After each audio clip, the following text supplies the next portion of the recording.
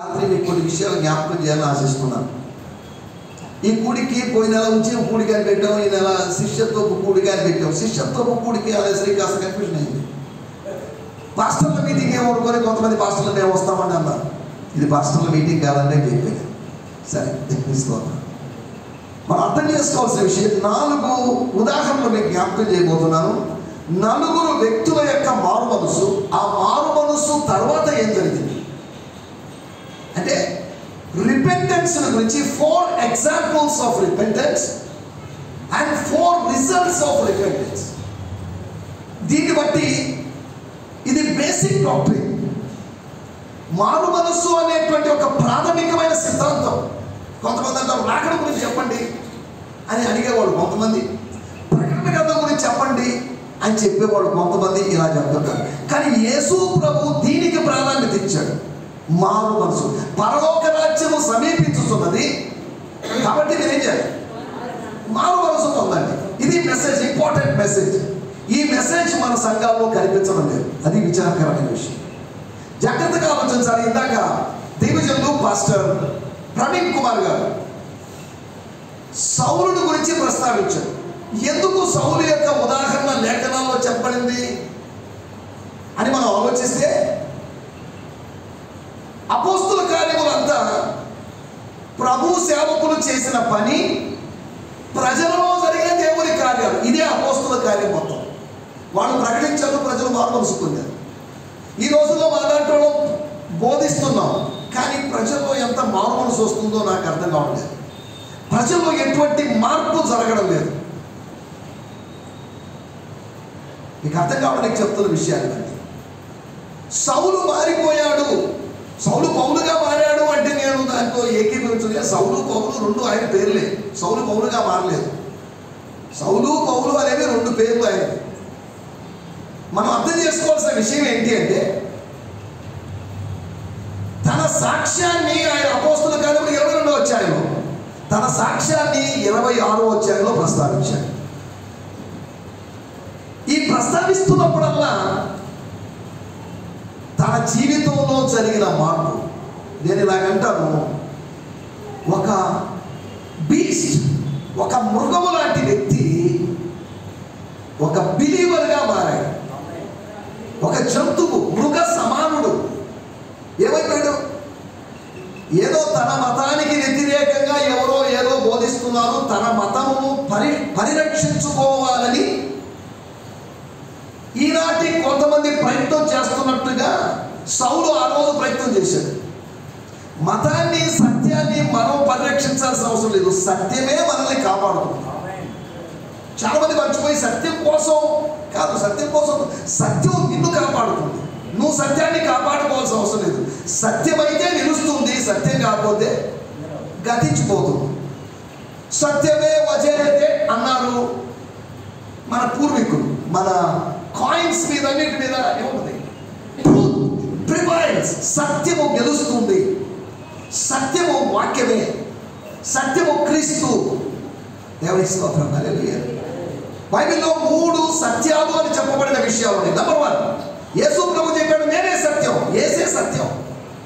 యోహాను సువార్త 17వ అధ్యాయంలో నీ వాక్యమే సత్యము అన్నాడు. వాక్యమే సత్యం. 1 యోహాను పత్రిక 5వ అధ్యాయంలో నీ ఆత్మ సత్యం. సాక్షిలోనో, ఆంధ్రజ్యోతిలోనో, ఈనాడులోనో లేదా వేరే న్యూస్ పేపర్స్లో వచ్చేటువంటి ఆ సమాచారం ఎంతవరకు సత్యమో నాకు తెలియదు. కానీ ఒకటి యేసు సత్యం, యేసు మాట సత్యం, యేసు ఆత్మ సత్యం. దీన్ని మాత్రం మనం మర్చిపోకూడదు. 119వ కీర్తన 160వ వచనంలో రాయబడింది, నీ వాక్య సారాంశము సత్యం. దేవుని స్తోత్రం. హల్లెలూయా. పౌలు గారి యొక్క మారు మనసుల గురించి మనం ఆలోచిస్తున్నాం. 8వ అధ్యాయంలో సంఘానికి ఒక ప్రమాదకరమైన వ్యక్తిగా మారాడు. సంఘం ఇంచుమించు 20,000 మంది విశ్వాసంతో ఉన్న సంఘం డౌన్ అయిపోయింది, చల్లాచెదరైపోయింది. 9వ అధ్యాయంలో సౌలు యొక్క మారు మనసు కనిపిస్తుంది. 4 యొక్క మారు మనసు గురించి ఈ రాత్రి మీకు జ్ఞాపకం చేస్తాను. నంబర్ 1, సౌలు యొక్క మారు మనసు అనగా యేసు ప్రభు బాప్తిసం తీసుకోవడానికి రాబోతుండగా యోహాను గారు చెప్పిన మాట, మారు మనస్సుకు తగిన ఫలములు ఫలించండి. ఏం ఫలించాలంట? ఇవి లేవే, రకరకాల ఫలాలు కనిపిస్తున్నాయి, కానీ మారు మనస్సుకు తగిన ఫలాలు. బాప్తిసం ఇచ్చి వాడిని ఫ్రీగా వదిలిపెట్టకుండా వాళ్ళతో కఠినంగా చెప్పిన మాట యోహాను, మీరు కానీ మారు మనసుకు తగిన ఫలాలు ఫలించకపోతే ఏమవుతుంది? చెట్టు మొదలున గొడ్డలి ఉంచబడి ఉన్నది అంటే దాని అర్థం ఏంటి?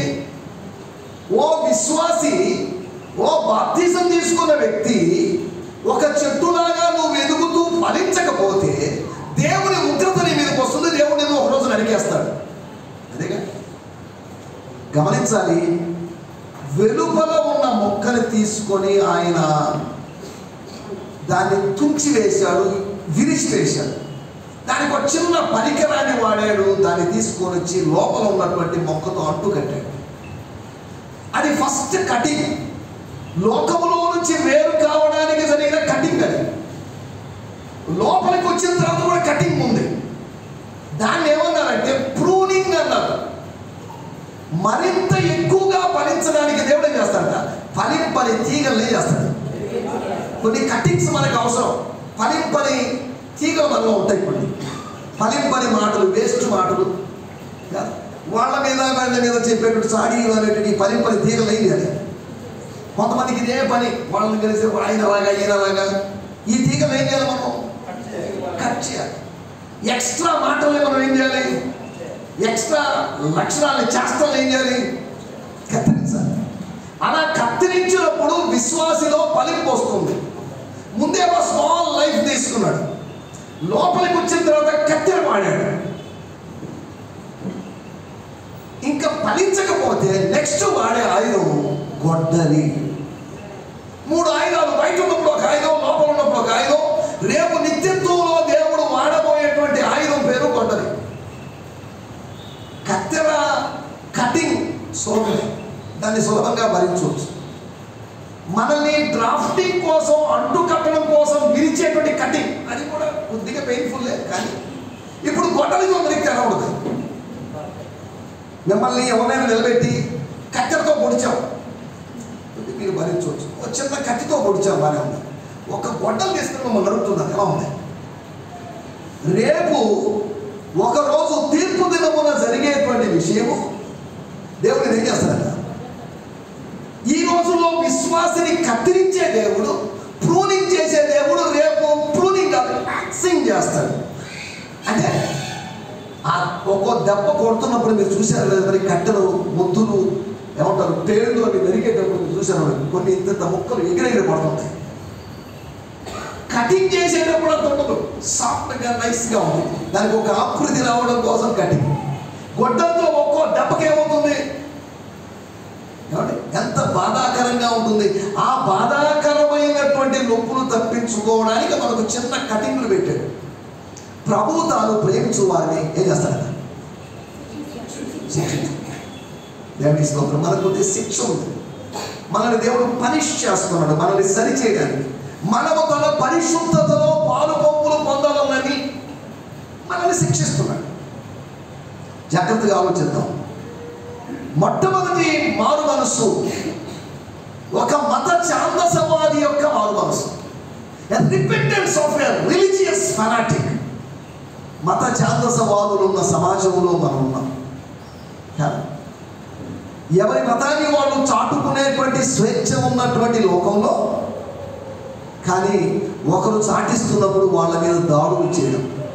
కొన్ని సంవత్సరాల క్రితం ఆస్ట్రేలియా నుంచి మిషనరీగా ఒక ఆయన వచ్చాడు, గ్రాహం స్టెయిన్స్ అనేటువంటి ఆయన కుటుంబం ప్రజల మధ్యలో అద్భుతమైనటువంటి సాక్ష్యం లేకపోతే సేవ చేస్తున్నారు. ఆయనని, ఆయన 2 కుమారులని జీప్లోనే ఉంచి రాత్రికి రాత్రి కాల్చి పడేశారు. మత ఛాందసవాదం. మత ఛాందసవాదం పెరిగిపోతుంది. ఈ మతపరమైనటువంటి విద్వేషాలు, ప్రతీకారాలు, కోపాలు, ఈ కార్యాలన్నీ ఎక్కువైపోతున్నాయి. ఒకటి మత ఛాందసవాది మారు మనసు పొందాడు.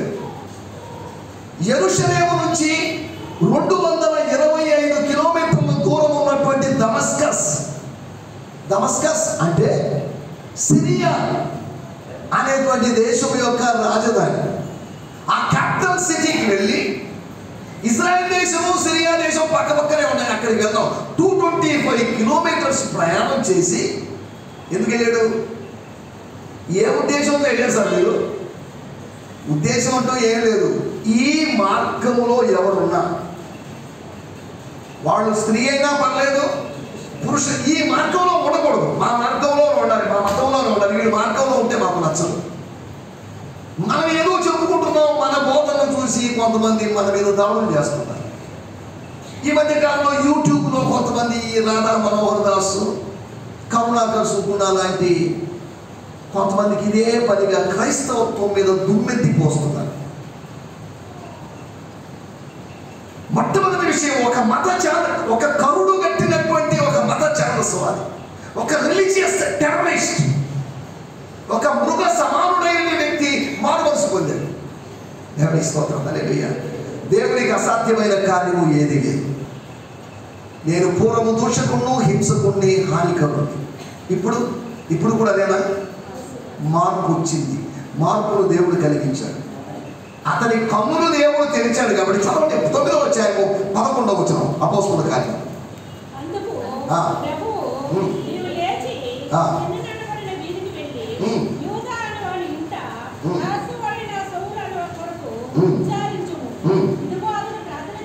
ఇదిగో అతడు, ఎవరు చెప్పారు ఈ మాట? మనలో చెప్పుకుంటుంటారు, ఉదయం లేచి 4 గంటలకు ప్రార్థన చేస్తాడు, 2 నుంచి 4 దాకా ప్రార్థనలో ఉంటానండి. ఇప్పుడు ప్రార్థన అంటే ఎవరు చెప్పారు ఇది? మన గురించి మనం చెప్పుకుంటున్నాం. కానీ సౌలు గురించి ఎవరు చెప్పారు? సౌలు గురించి స్వర్గం సాక్ష్యం ఇచ్చింది. నీ గురించి నువ్వు కాదు డబ్బా కొట్టుకోవాల్సింది. నేను ఎంత ప్రార్థనా పరులాలండి, ప్రార్థనా పరులండి, వాళ్ళకి వాళ్ళు చెప్పుకుంటున్నారు. సౌలు గురించి ఎవరు చెప్పారు? పరలోకం సాక్ష్యం ఇచ్చింది. ఇదిగో అతడు ప్రార్థన చేస్తూ ఉన్నాడు. ప్రార్థన చేశాడని కాదు, ప్రార్థన చేస్తూ 3 రోజులుగా అదే పనిగా ప్రార్థనలో ఉన్నాడు. ఒక మత ఛాందసవాది మారినప్పుడు మారు మనసుకు తగినటువంటి ఫలం ఏంటంటే ప్రార్థనా జీవితం.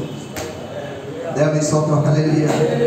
ఈ రోజులో మారు మనసు పొందాము అనుకున్న వాళ్ళలో ఇటువంటి ప్రార్థన అనుభవం ఉందని పరిశీలించుకోండి. ఇదిగో అతను ప్రార్థన చేసి అలసిపోయాడు కదా, అతను ప్రార్థన చేస్తూనే ఉన్నాడు. ఎప్పటి వరకు ప్రార్థన చేశాడు? తన దగ్గరికి పంపబడినటువంటి వాడు అననీయ వచ్చేంత వరకు ప్రార్థన చేస్తాడు. ఎన్ని రోజులు ప్రార్థన చేయాలో, ఎన్ని గంటలు ప్రార్థన చేయాలో తనకు తెలియదు. తన సొంత ఇంట్లో లేడు, ఎవరో ఒకరి ఇంట్లో ఉన్నాడు. కానీ అననీయ వచ్చేసరికి తన ప్రార్థన ఆగిపోయింది. అప్పటికి 3 రోజులైంది ప్రార్థనలోనే గడుపుతున్నాడు. మారు మనసుకు తగిన ఫలం అంటే ఇది. మారు మనసు కలిగి మారు మనసు నిమిత్తం బాప్తిజం తీసుకున్న వాడు తెలుసుకోవాల్సిన విషయము, వాళ్ళలో ప్రార్థనా ఫలం, ద ఫ్రూట్ ఆఫ్ ప్రేయర్ కనిపించాలి. అతను ఏం చేస్తున్నాడు కదా? ఎందుకు వచ్చాడు? ప్రార్థన చేసేవారిని బంధించడానికి వచ్చాడు. కానీ ఇప్పుడు ఏమయ్యాడు? ప్రార్థనలో బందీ అయిపోయాడు. ఎవరో కొంతమందికి సైనికులకి, బంట్రోతులకి చెప్పారు పరిశీలకులు, మీరు గ్యారెంటీగా అతన్ని పట్టుకొని రండి, మీకు ఏదైనా గిఫ్ట్ కావాలంటే ఇస్తాం, పారితోషకం ఇస్తాం, బహుమానం ఇస్తాం చెప్పి పంపించారు. వీళ్ళు వెళ్ళిన వాళ్ళు వెళ్ళి యేసు మాటలు విని, యేసు మాటల చేత ఆకర్షించబడి, తాము ఏ ఉద్దేశం నుంచి వచ్చారో ఆ ఉద్దేశం మర్చిపోయి ఏమొచ్చారు మీరు? ఆయన మాట్లాడాడండి, ఎంతవరకు ఎవరు ఆయన మాట్లాడలేదా? మిమ్మల్ని దేనికి పంపించింది? మేము అతన్ని ఎలాగైనా బంధించి తీసుకున్నామని నమ్మితే మీరేమయ్యారు? ఆయన మాటల చేత మీరు బందీలు అయిపోయారు కదా. బంధించడానికి వెళ్ళిన వాళ్ళని ఆయన బంధించేశాడు. బంధించడానికి వెళ్ళిన వాడు ఏమైపోయాడు? చిన్నది అనబడిన వీధిలో యూదా అను వాడి ఇంట్లో ప్రార్థన గదిలో బంధించబడ్డాడు. మారు మనసు కాదా? ఈ రోజుల్లో మారు మనసు పొందినటువంటి వాళ్ళలో ఎంతమందిలో ఈ ప్రార్థన అనుభవం ఉంది? దేవుని స్తోత్రం, హల్లెలూయా. 2వ మారు మనసు అనుభవాల గురించి మీకు జ్ఞాపకం చేస్తాను. అపోస్తలుల కార్యములు 8వ అధ్యాయము 13వ వచనం. అపోస్తలుల కార్యం కూడా బాప్తిస్మం పొంది ఫిలిప్పును ఎడబాయకుండి సూచక క్రియలను గొప్ప అద్భుతమైన జరుగుతూ చూచి విభ్రాంతులు ఉండేది. దేవుని స్తోత్రం. హల్లెలూయా. ఏంటంటే ఏం జరిగింది? అప్పుడు సీమోను కూడా నన్ను బాప్తిస్మం పొంది. సీమోను అని కాదు, సీమోను కూడా చాలా మంది బాప్తిస్మం తీసుకున్నారు. అక్కడ ఎవరు? కొన్ని సంవత్సరాల కింద యేసు వెళ్ళి ఆ ప్రాంతాన్ని ఉద్యమపరిచి వచ్చాడు. కొన్ని సంవత్సరాల తర్వాత ఉద్యమం చల్లారిపోయింది. ఇప్పుడు మళ్ళీ యేసు యొక్క దాసుడు ఫిలిప్పు అక్కడికి వెళ్ళి స్వార్థను ప్రకటించాడు. ఏం జరిగింది ఇప్పుడు? రెండవది మాంత్రికుని యొక్క మారు మనసు, ఒకటి మత ఛాందసవాది యొక్క మారు మనసు, రెండవది ఒక మాంత్రికుడి యొక్క మారు మనసు, ఒక మెజిషియన్ యొక్క, ఒక సార్సరర్ యొక్క మారు మనసు. మారాడు అతను. మారాడు అనడానికి గుర్తేంటి? అక్కడ రాయబడింది 13వ వచనంలో రాయబడింది, సీమోను కూడా బాప్తిస్మం పొంది ఫిలిప్పును ఎడబాయకుండి సూచక క్రియలను గొప్ప అద్భుతమైన జరుగుతూ చూచి విభ్రాంతులు ఉండేది. ఫిలిప్పును ఎడబాయకుండా అంటే దాని అర్థం ఏంటి? అంటే తనకు సువార్త చెప్పిన వ్యక్తిని వదిలిపెట్టకుండా అంటిపెట్టుకున్నాడు. అంటే తన స్పిరిచువల్ ఫాదర్ని అంటిపెట్టుకొని ఉన్నాడు. అతను వదిలిపెట్టాడు. ఒక సహవాసంలో, పరిశుద్ధుల సహవాసంలో ఉన్నాడు. ఈ రోజులో మన ప్రజలు ఎక్కడ మారుమనసు పొందుతున్నారు, ఏ చర్చికి వెళ్తున్నారు, ఏంటో అయోమయం. మన సంగతి ఏమో కానీ నెల్లూరు నగరం చిన్నది కాబట్టి సరిపోయింది. హైదరాబాద్లో పరిస్థితి విచిత్రంగా ఉంటుంది. వాడు ఏ సంగతిలో తెలియదు. ఉదయం ఒక చోటికి వెళ్తా వాటి పేరు చెప్పండి. నేను ఎలాగో సండే అంతా హాలిడే కాబట్టి మధ్యాహ్నం నుంచి ఒక ఫెలోషిప్కి వెళ్తాం. మళ్ళీ ఎలాగో ఖాళీగా ఉంది కాబట్టి ఈవినింగ్ వేరొక చోట. వాడు ఏ సంఘ సభ్యులో తెలియదు. ఒక సహవాసంతో అంటి పెట్టుకొని ఉండలేని పరిస్థితి వాడు. అన్ని చోట్లకి వెళ్ళాలి, అన్ని చోట్ల ఏదో రూపంలో తెలుసుకోవాలనే క్యూరియాసిటీ వాడుగా ఉంది. ఒక మాంత్రికుడు తానేదో గొప్పవాడిని అని చెప్పుకుంటున్నాడు. వాడు ఏమైపోయాడు ఇప్పుడు? వాడు కూడా మారు మనసు పొందాడు. ఎవరి స్తోత్రం. హల్లెలూయా. ఎప్పుడు మారు మనసు పొందాడు? ఫిలిప్పు సువార్త ప్రకటించినప్పుడు మారు మనసు పొందాడు. ఆటోమేటిక్గా మారు మనసు పొందలేదు. మారు మనసు అనేది ఆటోమేటిక్గా రాదు. సువార్త ప్రకటన ఫలితమే మారు మనసు. సువార్త ప్రకటించినప్పుడు ఏం జరుగుతుందంటే దైవ చిత్తానుసారమైన దుఃఖం కలుగుతుంది. అరే ఆ పాస్టర్ గారు ఎవరో నా గురించి చెప్పాడండి, నేను ఇంత దుర్మార్గుండే, నేను ఇంత ఘోరమైన పాపినా, అసలు నేను చేస్తున్న పనులు నాకే అసహ్యంగా ఉందండి. ఏం కలిగింది ఇప్పుడు? నేను మాటలు విన్నాను, ఒక వ్యక్తి సువార్త విన్నాడు, వినడం ద్వారా పరిశుద్ధాత్ముడు ఆయన ఒప్పించాడు. ఒక మంచి కథ చెప్పాడు, ఉపమానం చెప్పాడు. సార్ ఈ కథలో విలన్ ఎవరో తెలుసా? ఎవరు? మీరేనండి. ఆ మనుషుడు నీవే. ఏ మనుషుడు? ఆ శ్రీమంతుడైన మనుషుడు తన దగ్గరికి వచ్చిన మార్గస్థుని కోసం తన మందలోనికి కాకుండా బీదవాని మందలోని గొర్రెని తీసుకొని విందు చేశాడే, ఆ దుర్మార్గుడు ఎవరో తెలుసా? వేరు తన రాజ్యంలో ఎవరు అనుకున్నారు దాని మీద. కానీ యోనాతాను, క్షమించండి, నాతాను ప్రవక్త చెప్పాడు, ఆ మనుషుడు నీవే. మీరు కాదులేండి, మీరు చాలా మంచోళ్ళు, రాజుగారుగా ఉన్నారంటే మీరు గొప్పవాళ్ళు ఉంటారు. ముఖస్థుతి చేయడంలో మన ప్రజలు ముందంజ వేస్తున్నారు. రాజకీయ నాయకుల్లో వాళ్ళని తీసుకొచ్చి ముఖస్థుతి చేయడం ఇదంతా మామూలు కామన్ అయిపోయింది. నాతాను ఎటువంటి మొహమాటం లేకుండా దైవ సందేశాన్ని తీసుకొని చెప్తున్నాడు. ఉపమానం చెప్పాడు, బాగానే ఉంది. ఉపమానము యొక్క ఉపదేశం ఏంటో తెలుసా? ఆ పాపం చేసిన మనుషులే నీవే. That is the message. ఏం జరిగింది? 51వ కీర్తనలో తను పశ్చాత్తాపాన్ని వ్యక్తం చేశాడు. ప్రవక్త చెప్పిన మెసేజ్ ఎప్పుడు? దేవుడు రాజుగారు దేవుడిని ఆశీర్వదించును గాక, నీకు ఇంకొక దేశాన్ని అప్పగించును గాక, ఇవి కాదు మెసేజ్. మెసేజ్ ఏంటో తెలుసా? పాపము చేసి నువ్వు ప్రభువుకు దూరంగా ఉన్నావు, కానీ ఆ పశ్చాత్తాపం నీలో కలగలేదు. దావీదు చేసిన పాపం ఎవరికి తెలియలేదు. ఎవరికి తెలియలేదు అనుకుంటున్నాడు. ఎవరికి తెలియలేదు కనుక ఎవరికి తెలిసే అవకాశం లేదనుకుంటున్నాడు. నాతానికి ఎలా తెలిసింది? నాతాను పాపం జరుగుతున్న పక్కన లేడు, ఆయన ఎక్కడో ఉన్నాడు. దేవుడు బయలుపరిచాడు. బలపరిచి ఒక సందేశాన్ని తీసుకొచ్చి, నాతాను ఎప్పుడు ఉపమానంతో వచ్చేవాడు కాదు, ఉపదేశంతో వచ్చేవాడు. కానీ ఆ దినము దేవుడు అతనికి ఒక ఉపమానం ఇచ్చాడు. నా కుమారుడు నువ్వు వెళ్ళి ఈ ఉపమానం చెప్పాడు. చెప్పి ఏముంది లాస్ట్ ఇదే చెప్పు, ఆ మనుషులు నువ్వే చెప్పు. సులభ ఆ మనుషులు మీరే అని చెప్తే రాజు ఊరుకుంటాడా? ఎవరక్కడ? నాతాను ప్రవక్తను పట్టుకొని కొట్టండి, చంపండి అంట. ఫరో దగ్గరికి వెళ్ళి మోషే, నత్తివాడైన మోషే, ఇదిగో నా ప్రజలను విడిపించమని ఇశ్రాయేలు దేవుడైన యెహోవా సెలవించుతున్నాడు. ఆ మెసేజ్ ఇవ్వడం అంత సులభం కాదు. ఇచ్చి చూడండి ఏం జరుగుతుందో. ఆహాబు దగ్గరికి వెళ్ళి, సార్ నేను చెప్పేంత వరకు 3.5 సంవత్సరాలు వర్షం కురవదు, మంచు కురవదు అన్నాడు. ఈ మెసేజ్ ఎవరైనా మన పాస్టర్లు ఇస్తే ఏం చేస్తాడు? నరేంద్ర మోడీ దగ్గరికో చంద్రబాబు నాయుడు దగ్గరికి వెళ్ళి, సార్ మీ పాలన ముగిసేలోపు అన్ని సంవత్సరాలు వర్షం కురవదు, మంచు కురవదు, నేను చెప్పేంత వరకు, నేను జీవం గల దేవుని ప్రవక్త అని చెప్పి అన్నాడు అనుకోండి. వెంటనే అక్కడ సెక్యూరిటీ వాళ్ళు పట్టుకొని కదా లేదా యశుప్రం గురించి మంచి మాటలు చెప్పి మా ముఖ్యమంత్రిని మా ప్రధానమంత్రి మీద తల మీద చేతులు పెట్టి దీవించాలి. కానీ ఏంటి శాపవచనాలు? బైబిల్లో నేను గమనించినప్పుడు నిజ ప్రవక్త ఎప్పుడు శపించే మాట్లాడాడు.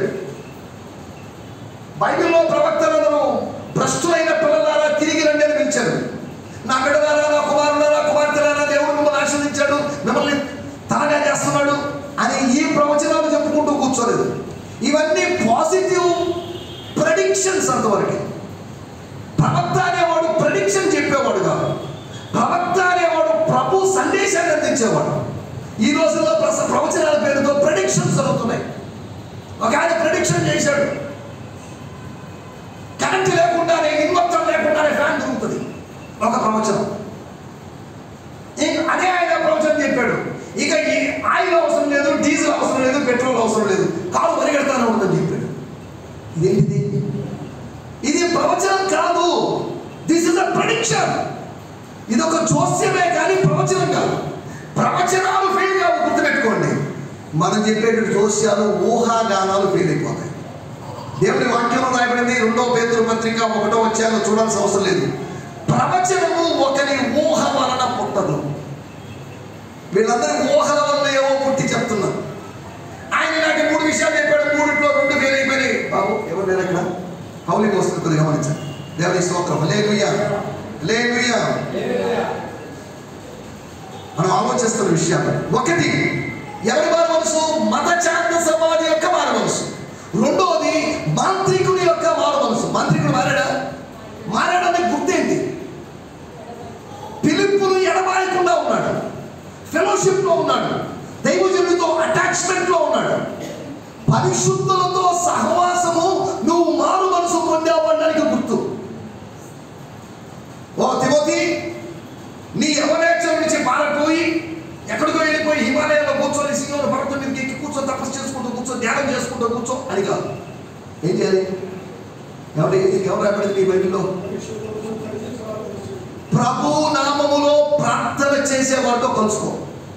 హిమాలయాలకు వెళ్ళాల్సిన అవసరం లేదు, ఇంకెక్కడికో వెళ్ళాల్సిన అవసరం లేదు. ప్రార్థించే వారితో కలుసుకోవా బాబు. ఎవరి బైబిల్ అంతేగా 2 తిమోతి పత్రిక 2వ అధ్యాయంలో రాయబడింది. ఒకటి మొట్టమొదటి విషయం ఎవరి మారు మనసు అని చెప్పాను? ఒక మత ఛాందసవాది యొక్క మారు మనసు. రెండోది ఒక మాంత్రికుని యొక్క మారు మనసు. అంటే దేవుడు మత ఛాందసవాదిని మార్చగలడు, ఒక మాంత్రికుడిని మార్చగలడు. మూడో విషయం నేను జ్ఞాపకం చేస్తున్నాను. చదవండి అపోస్తల కార్యములు 8వ అధ్యాయం 36, 37, 38, 36, 38 తెలుసు. చోటికి వచ్చినప్పుడు నపుంసకుడు, ఇదిగో నీళ్లు, నాకు బాప్తిస్మం ఇచ్చుటకు ఆజ్ఞాపించమని అడిగి ఆజ్ఞాపించాను. దేవుని స్తోత్రం. హల్లెలూయా. ఏమన్నాడు? ఎవరైనా? మూడోది ఒక మంత్రి యొక్క మారు మనసు. మంత్రి అంటే అవునా కాదు? 8వ అధ్యాయం కందాకే రాణి బల్కీస్ అని చెప్పబడినటువంటి, దక్షిణ దేశము అని చెప్పబడినటువంటి, యెమెన్ అని చెప్పబడినటువంటి దేశము రాణి గారి మంత్రి అయినటువంటి. మూడోది మంత్రి యొక్క మారు మనసు. మంత్రి మారాడా? మన మంత్రులు మారడం లేదే. మన మంత్రుల కోసం ఎన్నిసార్లు ఎలక్షన్లకు పోయి ప్రార్థన చేశాం, ఎన్నిసార్లు బైబిల్ ఇచ్చాం, ఎన్నిసార్లు వాళ్ళ ముందు మన భక్తి భావాలు ప్రదర్శించాం. మంత్రులు ఏమైనా మార్వలసి ఉందా? ఆత్మాభిషేకము కలిగిన పిలుపు తన పరిచర్యను, సమరయలో ఉన్న పరిచర్యను వదిలిపెట్టి మంత్రి అనే అవ్వలేదు. అది వెళ్ళిన తర్వాత మంత్రి అని తెలిసింది. అతనికి మంత్రి అయినా కాదు తెలియదు అతనికి. మనం మంత్రి అని తెలుసుకుంటే ఖచ్చితంగా వదిలిపెట్టకుండా వెళ్తాం. నువ్వు ఒక మనిషిని ఎవరిని కలుసుకోమన్నాడు? ఒక అందగాడైనటువంటి వ్యక్తిని కలుసుకోమని కాదు, ఒక పురుషుణ్ణి కలుసుకోమని కాదు, ఒక స్త్రీని కలుసుకోమని కాదు. ఎవరిని కలుసుకోమన్నాడు? ఆయన మినిస్ట్రీ పురుషుల మధ్యలో స్త్రీల మధ్యలో జరుగుతుంటే దేవుడు ఇప్పుడు చెప్పాడు, ఒక్క నపుంసకుడి దగ్గరికి వెళ్ళాను. ఏంటిది ఇంత పెద్ద రథము, ఏంటిదంతా సెటప్ గెటప్ చూస్తుంటే ఏదో పెద్దోళ్ళలాగా ఉన్నాడు, విఐపి లాగా ఉన్నాడు. ఇథియోపియా దేశంలో నుంచి అనగా ఇంచుమించు 11 రోజుల ప్రయాణం చేసి యెరూషలేములో ఆరాధన కోసం వచ్చాడు. మనోళ్ళు దూరం పోయి ప్రయాణం చేసి వెళ్తారా? మనోళ్ళు యెరూషలేముకి వెళ్ళాలని ప్రయత్నం చేస్తారు కాదు. ఈ వ్యక్తి తన డబ్బు తాను ఖర్చు చేసుకొని యెరూషలేములో దేవాలయానికి వెళ్ళి ఆరాధన చేయడానికి వెళ్ళాడు. మూడో విషయం, మంత్రి యొక్క మారు మనస్సు. ఈ మారు మనస్సులో కనిపించే విషయం ఏంటి? ఏం చేశాడు ఈయన? మీకేదో చదువుతున్నాడు, మీకేం అర్థం కావడం లేదు, no problem, I will help you. మీరు ఈ గ్రంథ పుస్తకం చదువుతున్నప్పుడు మీకు అర్థం కావలేదు, మీరు బైబిల్ చదువుతున్నప్పుడు చాలా మందికి అర్థం కాదు. అనేక సంవత్సరాలు బైబిల్ అర్థం కాక నేను అల్లాడిపోయాను. ఏంటిది, నాకు ఎవరు చెప్పేవాళ్ళు ఎవరు ఉన్నారు? అప్పట్లో ఇంటర్నెట్ లేదు. ఇప్పుడు ఏదన్నా కానీ ఇంటర్నెట్లో కొట్టేసాడు, ప్రతి దానికి ఆన్సర్ వచ్చేస్తుంది కాదు. ఇప్పుడు మనకు అన్ని ఫెసిలిటీస్ ఉన్నాయి. ఒక ఆయన పుస్తకం రాశాడు, సొదొమ వారికి బైబిల్ లేదు. ఆ పుస్తకం పేరు సొదొమ వారికి ఏం లేదట. అంటే నీకు నాకు బైబిల్ ఉంది కానీ ఏం లాభం? సొదొమ వారికి బైబిల్ లేదు, వాళ్ళకి దేవుడి వాక్యం లేదు, దానివల్ల నశించిపోయారు, అది వేరే విషయం. మూడో విషయం, మంత్రి యొక్క మారు మనసు. మంత్రి మారాడా? మారాడు అన్నానికి మీరు ఎలా చెప్పారు? ఎలా చెప్పగలరు? మీరు బాగా అర్థమైంది సార్ నాకు. ఈ వాక్య భాగంలో ప్రవక్త తన గురించి చెప్తున్నాడా, వేరొకడి గురించి చెప్తున్నాడా? నాకు ఒకే కన్ఫ్యూజన్లో ఉన్నాను. నాకు ఇప్పుడు అర్థమైంది. దేవుని స్తోత్రం. అదిగో నీళ్ళు, నాకు బాప్తిజం ఇవ్వండి అన్నాడు. దేవుని స్తోత్రం. ఈ రోజుల్లో బాబోటి సేవకులు విశ్వాసం వెనకాల ఎప్పుడు బాప్తిజం తీసుకుంటావా లేదు? ఎప్పటికీ చాలా అయిందే. ఒక ఆయన అడిగారు, మొదలు పెడుతున్న పాస్టర్ అడిగాను, ఇక్కడ కాదు లేదు, ఎందుకంటే వాళ్ళు మొదలు పెడుతున్నాం, వీళ్ళెందుకు తొందరగా వాళ్ళు ముంచేసామనుకోండి, రేపు మనం క్లెయిమ్ చేయొచ్చు, ఆమె ఎవరో తెలుసా, మా చర్చి మెంబర్, నా ఆత్మీయ కుమార్, దానికోసం అండి కాదు. మేము ఎంత తెలివి కలిగిన వాళ్ళు మా పాస్టర్లు, ఈ సాగు తెలివితేటలు మాకు ఎక్కువ సేవకులకి కదా. వీలైనంత వరకు వాళ్ళు త్వరగా ముంచేయాలి. మాకు నీకు ఎవరు బాప్తిజం ఇచ్చింది? నేనేగా. వేరే సంఘానికి వెళ్ళిపోతావు, నువ్వు తల్లి సంఘాన్ని వదిలిపెట్టి వెళ్ళిపోతావు. ఇవేగా మేము అడిగే ప్రశ్నలు. మీకు అర్థం కావేమో కానీ నేను పాస్టర్ల మధ్యలో ఎక్కువ వాక్యం చెప్తుంటాను, కానీ వాళ్ళ ఆలోచనలు ఇలాగే ఉంటాయి. తల్లి సంఘాన్ని వదిలిపెట్టి వెళ్ళిపోతావు. నువ్వు బైబిల్లో సంఘం అని ఉంది కానీ తల్లి సంఘం, తండ్రి సంఘం, చెల్లి సంఘం అనే ఉందా? ఇవన్నీ నాకు అనిపించలేదు. మనం ఆలోచిస్తున్నట్టు మూడో విషయము, అదిగో నీళ్ళు. అక్కడ రాయబడింది, ఫుట్ నోట్లో ఉంది, నా బైబిల్లో లేదు. కింద రాయబడింది, ఏముంది రాయబడింది అక్కడ? నీవు పూర్ణ హృదయముతో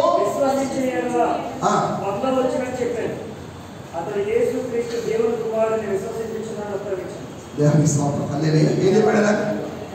ఏమండి,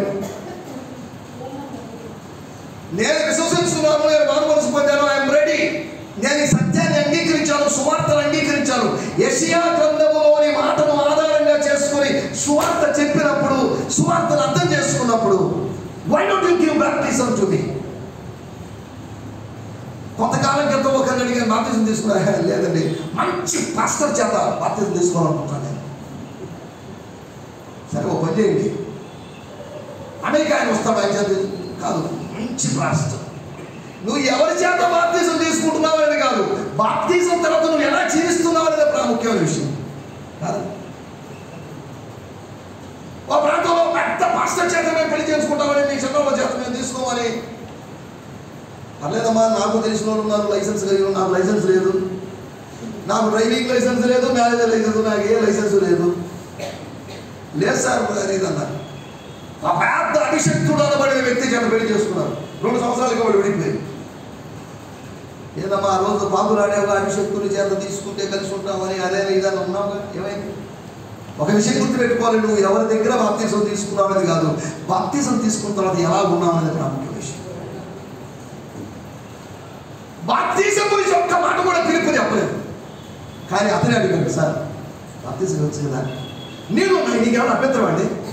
నా రథానికి కూర్చొని నా పక్కన కూర్చొని నాకు మంచి మాటలు చెప్పావు, నాకు వాక్యాన్ని వివరించావు, బాగానే ఉంది, నాకెందుకు బాప్తిజం ఇవ్వకూడదు? అతడు బాప్తిజం తీసుకొని నెలలోంచి బయటికి వెళ్ళి సంతోషించుచు తన దేశానికి తిరిగిపోయాడు. సంతోషం ఎందుకో తెలుసా? గుర్తుపెట్టుకోండి దేవుని బిడ్డలారా, దేవుని చిత్తాన్ని నెరవేర్చిన వాడికి సంతోషం. బాప్తిజము అనేటువంటిది దేవుని చిత్తం, దేవుని సంకల్పం. లూకాసు వార్త 7:30 రాయబడింది. ఆ దేవుని సంకల్పాన్ని పరిచయులు శాస్త్రులు నిరాకరించారు. ఇక్కడ కూర్చున్న వాళ్ళు కొంతమంది బాప్తిజం తీసుకోలేదు. నేను కూడా మతజాత సమాధిగా ఉన్నాను. నెల్లూరులో పరిశుద్ధులు ఎవరు లేరు నెల్లూరు జిల్లాలో అనుకొని 93వ సంవత్సరంలో చెన్నైకి వెళ్ళి బాప్తిజం తీసుకున్నాను. అందరూ అడిగారు, బ్రదర్ నీకు మేము ఇస్తాం బాగా, మీరేంటి మీరు కాదు అని చెప్పేసి చెన్నైకి వెళ్ళి బాప్తిజం తీసుకున్నాను. మీరందరూ చెన్నైకి వెళ్ళి బాప్తిజం తీసుకోమని నేను అనలేదు. జైలాధికారి తనకు ఎవరు స్వార్థ ప్రకటించారో వాళ్ళతో అర్ధరాత్రి బాప్తిజం తీసుకున్నాను. అపోస్తుల కార్యములో 7 ప్రాముఖ్యమైనటువంటి ఉదాహరణలు ఇన్స్టెంట్ బాప్టిజమ్స్. ఇన్స్టెంట్ అంటే ఇన్స్టెంట్ కాఫీ అంటారు కదండి, అప్పటికప్పుడే. ఇన్స్టెంట్ బాప్టిజాల గురించి అపోస్తుల కార్యములో ఉంటే అది ఇన్స్టెంట్ కాదండి, ఇన్ఫాంట్ అన్నారు మనోళ్ళు కొంతమంది. ఇన్స్టెంట్ ఏం చేసేవాళ్ళు? ఎవరు? చిన్నపిల్లలకి బాప్టిజం ఇచ్చేవాళ్ళు ఉన్నారు. ఇన్ఫాంట్ బ్యాప్టిజాలు బైబిల్లో లేదు, ఇన్స్టెంట్ బ్యాప్టిజాలు ఉన్నాయి. ఫిలిప్పు ప్రకటించినటువంటి ఆ నపుంసకుడు చిన్నోడా మంత్రి అంటే దాని అర్థం ఏంటి? పెద్దోడే. అతను స్వతహాగా తీర్మానం తీసుకోగలడు. అతను బాప్తిజం తీసుకున్నాడు. ఈ రాత్రి నా మాటలు విన్నటువంటి దేవుని బిడ్డలారా, మానవ మనస్సుకు తగిన ఫలం ఏంటో తెలుసా? ప్రభు ఆజ్ఞకు లోబడ్డాం. బాప్తిజం ఎందుకు తీసుకోవాలి? తీసుకోవాల్సిన అవసరం ఏంటి? యేసు ప్రభు బాప్తిజం తీసుకోమని చెప్పాడు కాబట్టి తీసుకోవాలంతవరకు. మీరు సర్వలోకానికి వెళ్ళి సర్వ సృష్టికి సువార్తను ప్రకటించండి, నమ్మిన వారికి బాప్తిజం ఇవ్వండి. మనం ఏం చేయాలి? బాప్తిజం తీసుకొని వదిలేసేమని కాదు, సమస్త జనులను శిష్యులుగా చేయండి. దేవుని స్తోత్రం. హల్లెలూయా. ఏం చెప్పాలి వీళ్ళకి? నా 2వ రాకడ గురించి చెప్పండి, 3వ రాకడ గురించి చెప్పండి, రహస్య రాకడ గురించి చెప్పండి అని కాదు. నేను మీకు ఏ సంగతులను ఆజ్ఞాపించుతున్నో వాటన్నింటినీ గైకొనవలని వారికి బోధించండి. ఏమి చెప్తున్నారు? మన పాస్టర్లు లేస్తే దానియేలు గ్రంథ మర్మాలు, పరమగీత మర్మాలు ఇవి చెప్తున్నారు. కానీ యేసు ప్రభు శిష్యులకి ఏం చెప్పాడండి? నేను మీకు ఏ సంగతులను ఆజ్ఞాపించుతున్నో వాటిని గైకొనవలని వారికి బోధించండి. ఏం చెప్పాలి? ఇప్పుడు ప్రసంగం టాపిక్ చెప్పాడు, సబ్జెక్ట్ చెప్పాడు, సిలబస్ చెప్పాడు. ఆది కాండము, నిర్గమకాండము, ఏవో మాస్టర్ గారి పేర్లు చెప్పలేదు. ప్రతి వారం ఒక్కొక్క జాతి వారి గురించి చెప్తున్నాడు. గిర్గాషీయుల గురించి తెలుసుకుందాము. ఎవరి గిర్గాషీయులు? ఈ వారం హిత్తీల గురించి తెలుసుకుందాం. ఎందుకంటే అండి యేసుప్రభు నీకేం చెప్పని చెప్పాడు? యేసుప్రభు ప్రసంగం ఏంటి? యేసుప్రభు ఏమని చెప్పాడు? పరిశుద్ధాత్ముడు ఏం బోధిస్తాడట? ఆయన మీకు నా సంగతులను చెప్తాడు. దేవుని స్తోత్రం. హల్లెలూయా.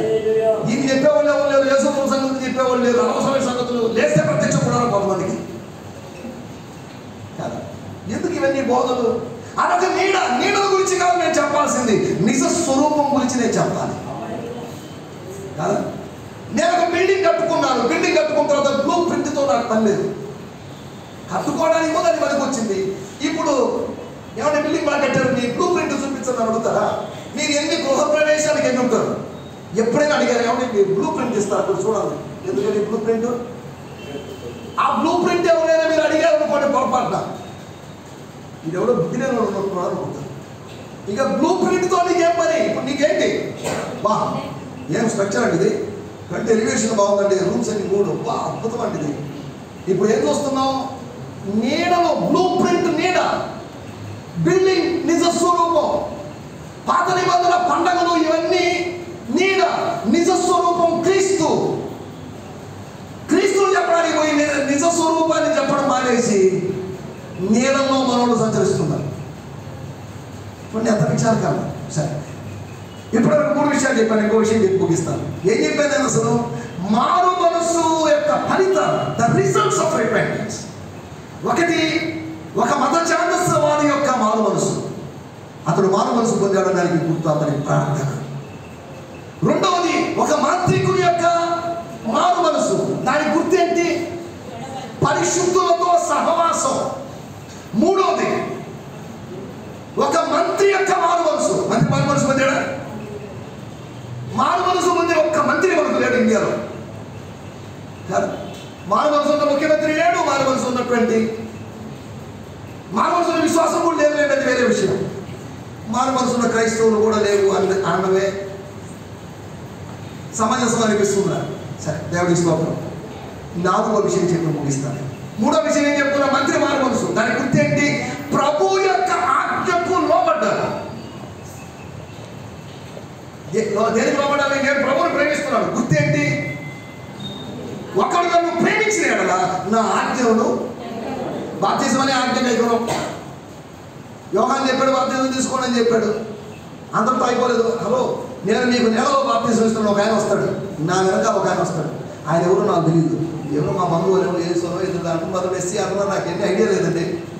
నేను అడవిలో పెరిగినట్టు మొరటోడిని, జంగిల్ మ్యాన్ని నేను. ఆయన కొద్దిగా క్లాసు, నేను కొద్దిగా మాస్. సరే, ఏదేమైనప్పటికీ మీకు ఒక విషయం చెప్తున్నాను, అసలు ఆయన చెప్పుల వారు విప్పడానికి కూడా నేను యోగ్యుడు కాదండి. ఎంత ఫాలోయింగ్ నన్ను నేను బాప్తిజం ఇస్తుంటే, అరణ్యంలో కేకలేస్తుంటే, ఒకవేళనే ఆయన ఎవరో తెలుసా? దేవాలయంలో మన యాజకుడు అయినట్టు జకరియా పాస్టర్ గారి కొడుకు. ఓహో, జకరియా పాస్టర్ గారి కొడుకు అయితే పర్లేదు. ఈ రిలేషన్స్ పెట్టుకుని వచ్చిన వాళ్ళు ఉన్నారు. ఎవరు? మీకు ఒకటే చెప్తున్నాను, నా వెనకాల వచ్చేవాడు నాకన్నా శక్తివంతుడు. నేను మీకు నీళ్ళలో బాప్తిజం ఇస్తున్నాను, కానీ ఆయన నీళ్ళలో బాప్తిజం ఇవ్వడు. దేంట్లో ఇస్తాడు? పరిశుద్ధాత్మలో బాప్తిజం ఇస్తాడు. దేవుని స్తోత్రం, హల్లెలూయా. అసలు నీటి బాప్తిజమే లేదు, మళ్ళీ కూడా పరిశుద్ధాత్మ బాప్తిజం దాకా ఎక్కడికి వెళ్తాం? స్టార్టింగే లేదు మనకు. ఏబిసిలు నేర్చుకుంటేనే కదా కొన్ని వర్డ్స్ వచ్చేది. డైరెక్ట్గా వర్డ్స్లోకి వెళ్ళిపోగలమా? ఏమంటే డైరెక్ట్గా పదాల్లోకి వెళ్ళి ముందు అక్షరాలు నేర్చుకోవాలి కదా. ముందు ప్రాథమికమైన విషయాన్ని మనం నేర్చుకోవాలి. హెబ్రీ పత్రిక 6వ అధ్యాయంలో రాబడింది ఫస్ట్ ప్రిన్సిపల్స్, మూల పాఠాలు అని రాబడింది. మూల పాఠాల్లో మారు మనసు అని రాబడింది. 6 మూల పాఠాలు ఉన్నాయి, మీరు ఇంటి దగ్గరికి వెళ్ళి చదువుకోండి. వీటిని గురించిన పునాది మరలా వేయక అని రాబడింది. అంటే దిస్ ఇస్ ఫౌండేషన్. ఈ ఫౌండేషన్ చాలా మందికి లేదు, వాళ్ళు ఏదో క్రైస్తవ జీవితాన్ని కట్టుకుంటున్నారు. 3వ విషయము, ప్రభు యొక్క ఆజ్ఞకు లోబడ్డం. ఇది మారు మనసు యొక్క గుర్తు. 4వ విషయాన్ని చెప్పి ముగిస్తాను. అపోస్తల కార్యములు 16వ అధ్యాయము 15వ వచనం.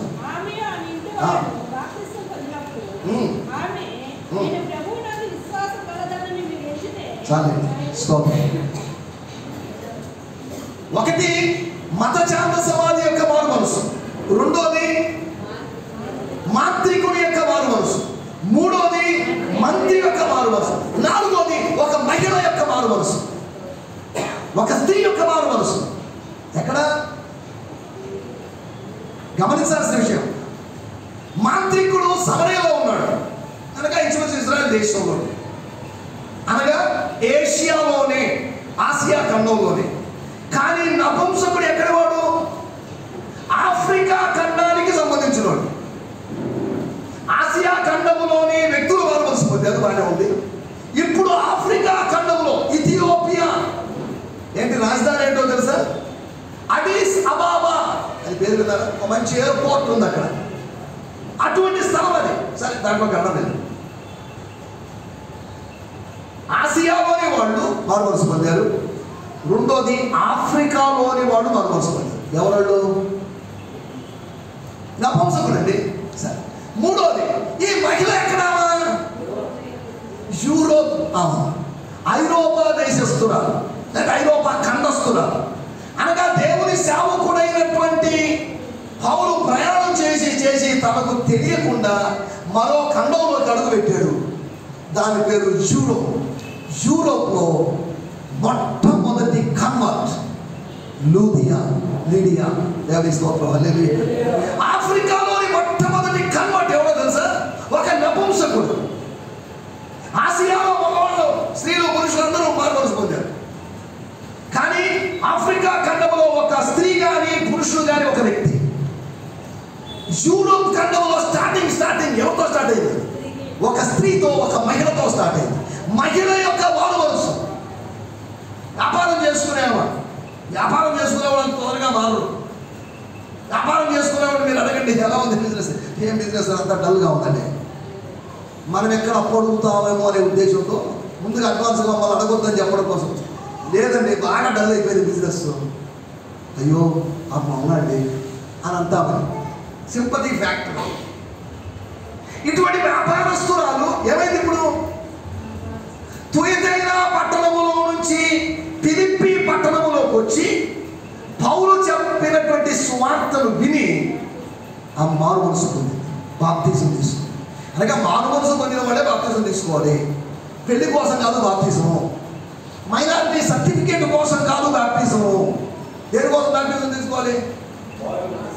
ఈ రోజుల్లో పెళ్లి కోసం బాప్తిజం. నువ్వు ఇంకా పెళ్లి కదా, ఇంకా మేము పెళ్లి చేయాలంటే బాప్తిజం తీసుకోవాల్సిందే. పెళ్లి కోసం బాప్తిజం ఇస్తున్నా, పెళ్లి కోసం కాదు. నువ్వు మారావు, నీ ఆంతర్యములో జరిగినటువంటి కార్యానికి బాహ్య సూచనే బాప్తిజం. లోపల మార్పు లేదు కాబట్టి ఇక బయట ఎటువంటి క్రియ కనిపించడం లేదు. నాలుగో విషయం నేను చెప్తున్నాను, ముగించేస్తాను. ఒక మహిళ యొక్క మారు మనసు. ఈమె మారు మనసు పొందిన తర్వాత ఏం చేసింది? సేవకులను స్వీకరించింది, ఆతిథ్యం ఇచ్చింది. ఈ రోజుల్లో ఇది ఆతిథ్యం అనేది రాను రాను అంతరించిపోతున్న కళ అనిపిస్తుంది నాకు.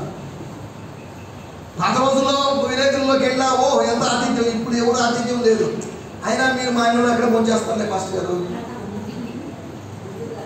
మొత్తం వాళ్ళే చెప్పేస్తున్నారు. వాళ్ళు పెట్టే ఉద్దేశం లేదు, ఊరికే బాగా అయినా మీరు ఎక్కడ తింటారు సార్.